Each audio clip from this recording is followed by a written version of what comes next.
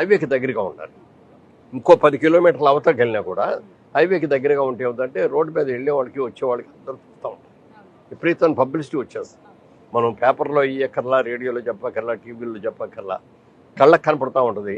Appreciation కూడా అలాగే పెరుగుతుందని అనుకోవచ్చు. బాగా డెఫినెట్గా పెరుగుతుందండి. వాళ్ళ హైదరాబాద్ కొన్ని అడ్వాంటేజ్ ఏంటంటే ఇప్పుడు మెడ్రాస్ ఉందంటే 2 పక్కలే పెరుగుద్ది, 3 పక్కలే పెరుగుద్ది.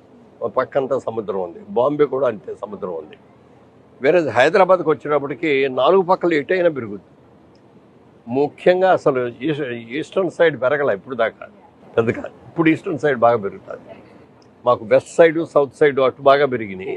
ఇప్పుడు హైటెక్ సిటీ ఇవన్నీ కూడా అక్కడికి వచ్చినాయి. ఇప్పుడు ఇది బాగా పెరుగుతుంది. ఎందుకంటే నేషనల్ హైవే మీద ఉంది. ఇది కూడా ఇప్పుడు 6 లేన్ రోడ్డు కూడా చేస్తారు. 6 లేన్ రోడ్డు కూడా చేస్తారు. విజయవాడ వరకు కూడా రోడ్డు వస్తుంది. అది ఎన్ని వచ్చినప్పటికి ఇంకా ఆటోమేటిక్గా పెరిగిపోతుంది. ఇప్పుడు కూడా రోడ్స్ బాగా ఉంటాయి.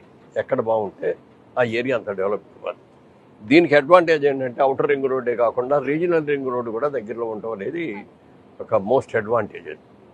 దాని మూలంగా ఏమైందంటే మామూలుగా అవుటర్ రింగ్ రోడ్డు కట్టాకే రియల్ ఎస్టేట్ అనేది స్ప్రెడ్ అయింది దేశం.